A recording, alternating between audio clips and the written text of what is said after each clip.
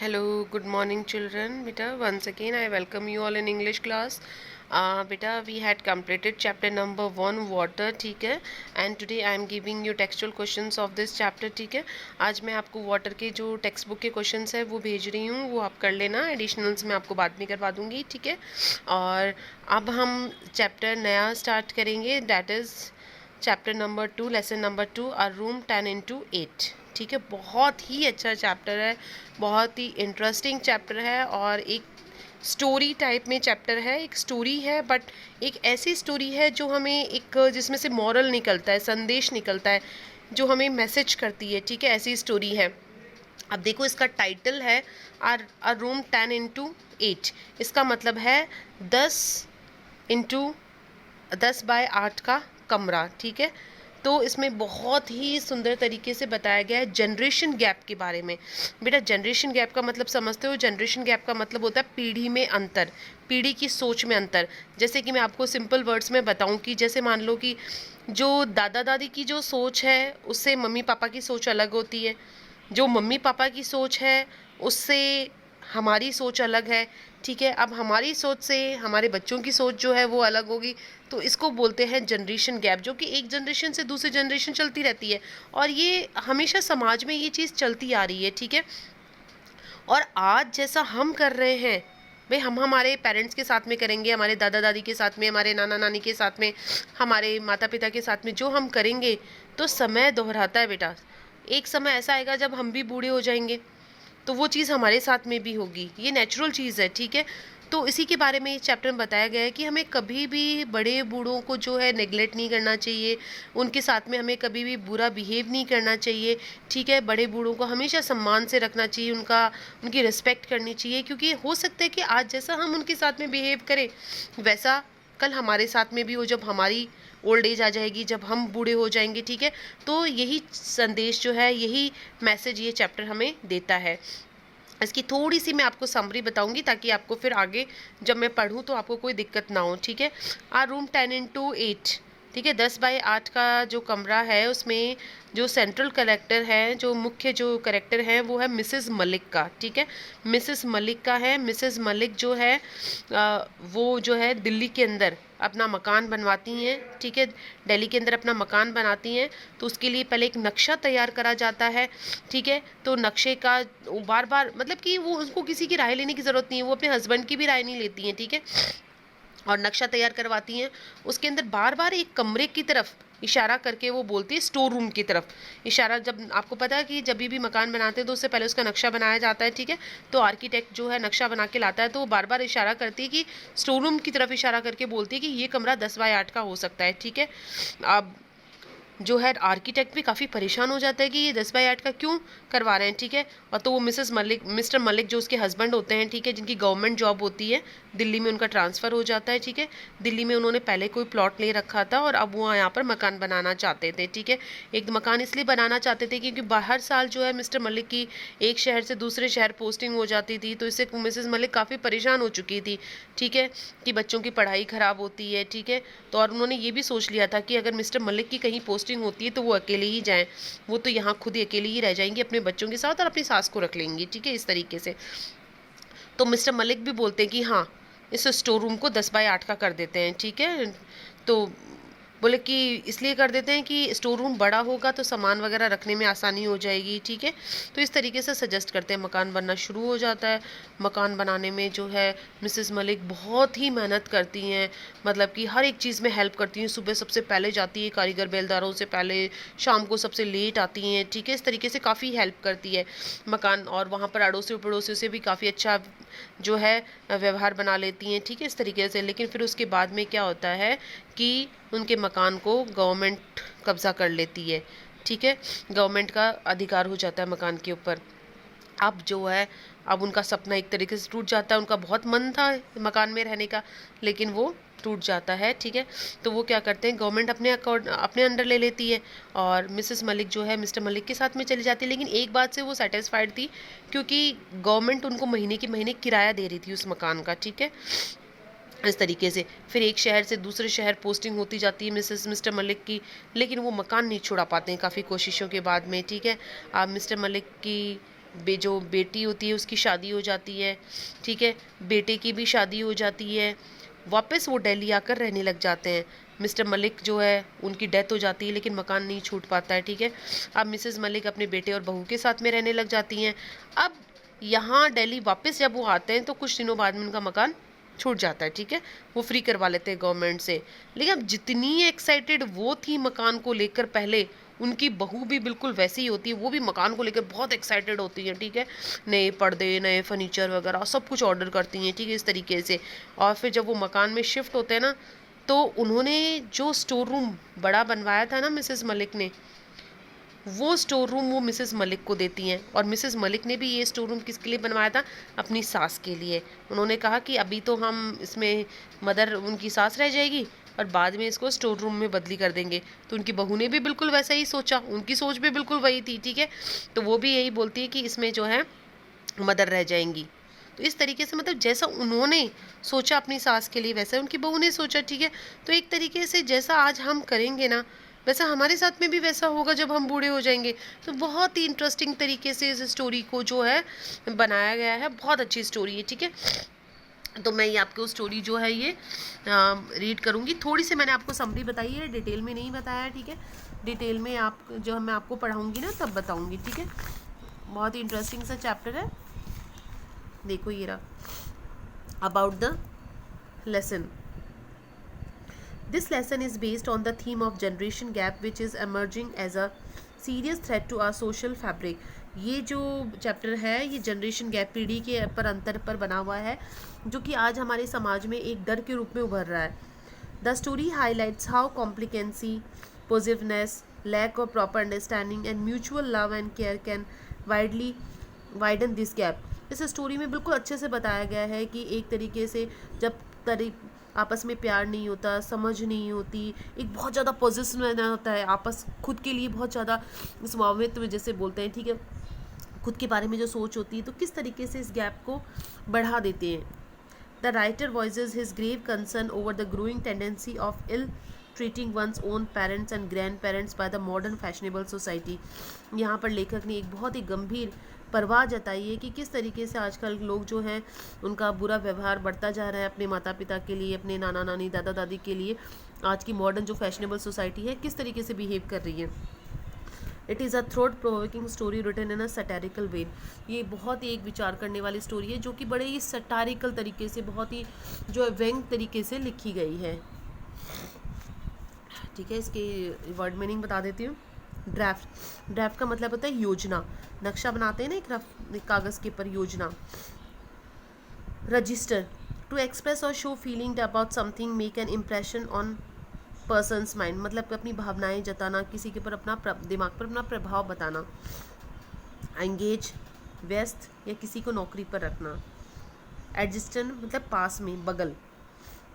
Inform, जो शारीरिक रूप से कमज़ोर हो, मतलब बुरी अवस्था। कमोडियस, बड़ा, ठीक है, बड़ा हवादार कमरा।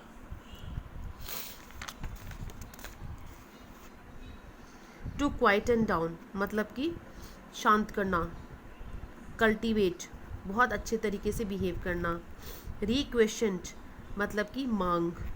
इंसेंसली मतलब लगातार। ड्रेंच का मतलब भीगा हुआ। कंटेनमेंट का संतुष्टि। जैबरिंग का मतलब लगातार बोलना, बड़बड़ाना जैसे बोलते हैं। अकम्प्लिश्ड, पूरा होना, हासिल होना। बॉल रूम डांसिंग होता है जहाँ मतलब कि हॉल वगैरह के अंदर जो बड़े पेयर्स में डांस करते हैं लोग, कपल डांस करते हैं उसको।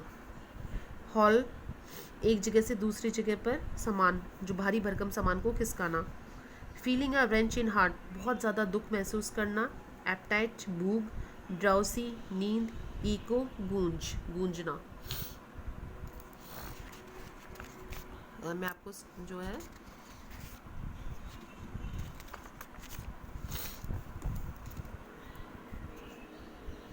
बहुत अच्छी स्टोरी है, इंटरेस्टिंग है। जैसे वाटर जो चैप्टर था वो ऐसे था, तो ये स्टोरी बेस्ड है। This room might be 10x8, said Mrs. Malik, pointing to a square in the draft plan lying on the table before them. Mrs Malik ने कहा, यह कमरा 10 बाय 8 फीट का हो सकता है। एक टेबल पर नक्शा पड़ा हुआ था, उस नक्शे की तरफ इशारा करते हुए, ठीक है, टेबल पर एक नक्शा पड़ा था स्क्वायर शेप में, उसकी तरफ इशारा करते हुए कहा यह कमरा 10 बाय 8 का हो सकता है। It was the third time that she had made this suggestion. ये तीसरी बार था जब मिसेस मलिक ने ये सुझाव दिया, मतलब तीसरी बार ये सुझाव दिया, एक जो नक्शा बनाया गया था उसकी तरफ इशारा कर कर कि ये कमरा 10 बाय 8 का हो सकता है। It seemed it did not register or either her husband or the architect engage to design the house. अब मिसेस मलिक ने ये सुझाव तीसरी बार दिया तो उनको देखकर ऐसा नहीं लगता था कि उनको किसी की भी राय की ज़रूरत है, अपने पति की भी राय की ज़रूरत है, या फिर आर्किटेक्ट जिसने नक्शा बनाया है, ठीक है, वास्तुकार जिसे बोलते हैं नक्शा बनाने वाला, उसकी भी ज़रूरत नहीं है जिसको उन्होंने नौकरी पर रखा है, ठीक है, उस राय के लिए। The Maliks were going to have a house of their own in Delhi. Maliks लोग मतलब कि मिस्टर मलिक, मिसेस मलिक, सारी फैमिली, ठीक है, मलिक्स लोग जो है अपना घर बनवाने जा रहे थे दिल्ली के अंदर, अपना खुद का घर बनाने जा रहे थे दिल्ली में। They had purchased a plot in the most fashionable colony of the town sometimes ago. कुछ समय पहले उन्होंने दिल्ली की सबसे फैशनेबल कॉलोनी के अंदर अपना प्लॉट खरीदा हुआ था। Now that they were posted back in Delhi. अब वापस से उनकी पोस्टिंग हो गई थी दिल्ली के अंदर। They thought उन्होंने सोचा they might as well have the house built. तो वो अब मकान को बनवा सकते हैं। आया बेटा यहाँ तक समझ में कि मलिक्स लोग जो है उनका खुद का घर होने जा रहा था दिल्ली के अंदर, उसके लिए नक्शा बनाया जा रहा था, ठीक है। उन्होंने कुछ समय पहले दिल्ली की बहुत ही फैशनेबल कॉलोनी में प्लॉट खरीदा हुआ था, अब उनकी वापस पोस्टिंग हो गई थी दिल्ली में तो उन्होंने सोचा कि हम मकान बनवा सकते हैं। In her hearts of hearts, hearts of hearts मतलब दिल ही दिल में, in her hearts of hearts Mrs. Malik also decided that after completion of the house she would stay back in Delhi. दिल ही दिल में मिसेस मलिक ने ये भी सोच लिया था, ये भी निर्णय ले लिया था कि मकान पूरा होने के बाद में वो दिल्ली में ही रहेंगी। Even if her husband was transfer to another station, चाहे उनके हस्बैंड की पोस्टिंग और कहीं हो जाए लेकिन वो तो दिल्ली में ही रहेंगी। She was sick of their postings, वो उनकी पोस्टिंग से काफ़ी थक चुकी थी, सिक का मतलब यहाँ बीमार, थकना, ठीक है, वो उनकी लगातार पोस्टिंग से काफ़ी थक चुकी थी, इसलिए उन्होंने तो पूरा मन बना लिया था कि वो मकान बनाने के बाद में दिल्ली में ही रहेंगी। Every other year they were move to a new place, हर साल वो नई जगह पर जाते। Now the children were grown up, अब उनके बच्चे बड़े हो गए थे। It was not desirable to shift them from school to school, अब ये सही नहीं था कि उन्हें एक स्कूल से दूसरे स्कूल ले जाया जाए, बार बार स्कूल बदली करवाया जाए। Mrs Malik set if he must mister Malik could go alone, Mrs Malik ने कहा कि अगर चाहे तो मिस्टर मलिक अकेले जा सकते हैं। She would settle down permanently इन दिल्ली, वो तो दिल्ली में परमानेंटली रहेंगी विद द चिल्ड्रन, बच्चों के साथ में। She would have her mother in law for company, और अपने साथ के लिए अपनी सास को रख लेंगी। Mr Malik had no objection to it, Mr Malik को भी इसके पर कोई आपत्ति नहीं थी, तो उन्होंने मतलब कि उनका बहुत मन था यहीं रहने का, वो बार बार उनकी पोस्टिंग से काफ़ी थक चुकी थी, बच्चे बड़े हो गए थे, ठीक है, तो उन्हें एक स्कूल से दूसरे स्कूल में बार बार शिफ्ट कराना सही नहीं था, तो उन्होंने सोच लिया कि चाहे मिस्टर मलिक चाहे तो अकेले जा सकते हैं, वो तो यहीं पर रहेंगी और बच्चों के साथ में रहेंगी, अपनी सास को रख लेंगी। This room might be 10 into 8, Mrs Malik repeated, अब वापस से मिसेस मलिक ने अपनी बात को दोहराया और कहा यह कमरा 10 बाई 8 फीट का हो सकता है। Her husband was attending to a telephone call in the adjacent room, उनके हस्बैंड जो मिस्टर मलिक थे वो पास ही के कमरे में, बगल के कमरे में, मतलब एडजेंट मतलब बगल के कमरे में जो है टेलीफोन कॉल अटेंड कर रहे थे, टेलीफोन पर बात कर रहे थे। But this is a store, the architect explain to Mrs Malik, तो मिसेस मलिक को आर्किटेक्ट ने समझाया लेकिन ये तो स्टोर रूम है। Yes but I thought it could be my mother in law's room and after her it might be used as store room, तो Mrs Malik ने कहा कि हाँ मुझे पता है ये स्टोर रूम है, लेकिन मैं सोच रही हूँ कि ये मेरी सास का कमरा हो सकता है अभी तो, और मेरी सास के बाद में हम इसे स्टोर रूम के तौर पर इस्तेमाल कर लेंगे। The architect did not seem to understand, अब आर्किटेक्ट जो है वो मिसेस मलिक की बातों को समझ नहीं पाया। He looked puzzled by Mrs Malik observation, वो काफ़ी परेशान, पजल्ड का मतलब है चकराया हुआ, परेशान, वो मिसेस मलिक की इस ऑब्जर्वेशन से, इस बात से, इस दृष्टिकोण से काफ़ी जो है वो चकराया हुआ सा लगा, परेशान सा लगा, उसे समझ में नहीं आया। मिसेस मलिक ने कहा कि मुझे पता है ये तो स्टोर रूम है, लेकिन अभी तो हम इसको मेरी सास का कमरा बना लेंगे, मेरी सास के बाद में इसको स्टोर रूम में बना लेंगे। आई मीन माई मदर इन, अब देखो बेटे यहाँ डैश डैश डैश डैश लगा हुआ है, इसका मतलब वो रुक रुक कर बोलती हैं, ठीक है। I mean my mother in law could use this the room for the present, मेरा मतलब है अभी प्रेजेंट में मेरी, वर्तमान में मेरी सास इस कमरे को इस्तेमाल कर लेंगी। As you know she is old and inform, जैसा कि तुम्हें पता है मेरी सास बूढ़ी है, इनफर्म है मतलब कि फिजिकली वीक है, शारीरिक तौर पर कमज़ोर है। She is not going to be there for, अब हर आफ्टर ज़्यादा समय तक वो यहाँ नहीं रहने वाली है, मतलब कि उनकी डेथ हो जाएगी।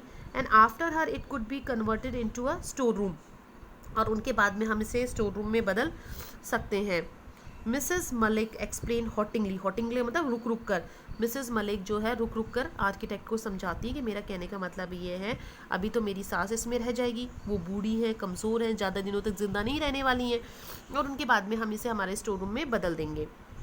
मिस्टर मलिक जॉइन देम, अब मिस्टर मलिक जो कि पास ही के कमरे में टेलीफोन पर बात कर रहे थे वो भी आ जाते हैं। It seems while talking on the telephone he had also given thought to the suggestion, अब उनको देखकर ऐसा लग रहा था कि वो बातें तो कर रहे थे टेलीफोन पर पास ही के कमरे, लेकिन उनका भी यही सुझाव था। He too was of the opinion that the store room should be a little bigger, उनकी भी यही राय थी कि स्टोर रूम थोड़ा सा बड़ा होना चाहिए। It is always better to have a commodious store room, उनका भी यही ख्याल था कि स्टोर रूम जो है थोड़ा सा कमोडियस, बड़ा होना चाहिए, हवादार होना चाहिए। So that one can move about the Trunks more freely, Trunks का मतलब बक्से, ताकि बक्सों को आसानी से खिसकाया जा सकता है। Then it is also more convenient to keep it tidy, convenient का मतलब सुविधा, साफ सफाई रखने में भी काफ़ी सुविधा होती है। तो मिस्टर मलिक का भी यही विचार था कि हाँ स्टोर रूम को थोड़ा बड़ा बनवा लेते हैं, अच्छा है, थोड़ा सा बड़ा स्टोर रूम ही अच्छा रहता है, और उसको जो है सामान को आसानी से खिसका सकते हैं, साफ़ सफाई रखने में सुविधा होती है। It was decided that the room adjacent to the kitchen should be 10x8, अब ये बात बिल्कुल डिसाइडेड हो गई थी कि किचन के पास वाला कमरा जो कि स्टोर रूम था वो 10x8 का होगा, 10x8 फीट का होगा। The courtyard would be a little narrower but that did not matter much, अब जिसकी वजह से अगर स्टोर रूम को थोड़ा सा बड़ा करेंगे तो उसकी वजह से जो कोर्टयार्ड, जो हॉल, जो आंगन है वो थोड़ा सा नैरोर हो जाएगा, छोटा हो जाएगा, लेकिन ये बात ज़्यादा मायने नहीं रखती थी। All the rest had already been proved for the plan was submitted for the approval to the corporation, अब सब कुछ जो है सारा योजना बनाई दी गई, अब इस पूरी योजना को, इस पूरे नक्शे को सबमिट कराया गया अप्रूवल के लिए, सहमति के लिए कॉर्पोरेशन, निगम, जो नगर निगम में भेजते हैं ना नक्शा, ठीक है, तो इस सारे नक्शे को बनाकर निगम में भेज दिया गया। Mrs Malik took an untiring interest in the construction of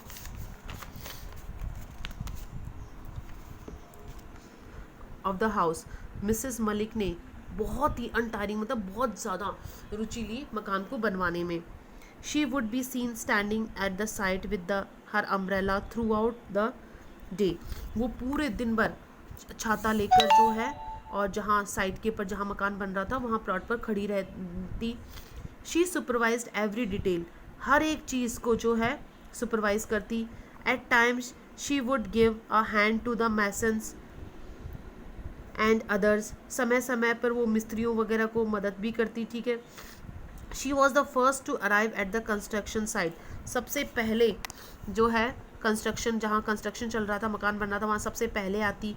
and left everyone has gone away, और सब लोगों के जाने के बाद में वहाँ से जाती। She ensured that there was no wastage of material and the labour did not idle about, वो पूरा ध्यान रखती कि कहीं पर भी कोई सामान की बर्बादी ना हो, लेबर जो मजदूर हैं वो फालतू ना बैठें।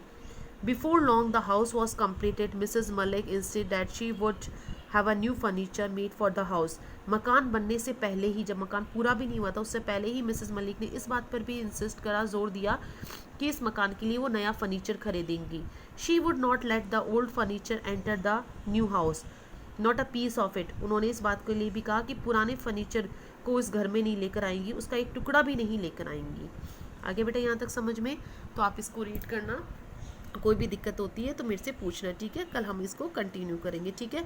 वैसे मैंने बिल्कुल सिंपल वर्ड्स में समझाया है, फिर भी आप एक बार दोबारा पढ़ लेना, आपको कोई भी प्रॉब्लम होती है, ऐसा लगता है कि मेरे को ये नहीं, बहुत सिंपल सा चैप्टर है, ठीक है। स्टोरी की बेसिस पे बहुत सिंपल सा चैप्टर है, फिर भी अगर आपको कुछ भी नहीं समझ में आता है तो आप मेरे से पूछ सकते हो, ठीक है। इसको रीड ज़रूर करना बेटा आप, ठीक है। और रीड स्क्रीनशॉट, क्योंकि मैं मोबाइल रखा रहता है तो आप स्क्रीनशॉट लेके आसानी से इसको रीड कर सकते हो। Okay students, thank you, have a nice day.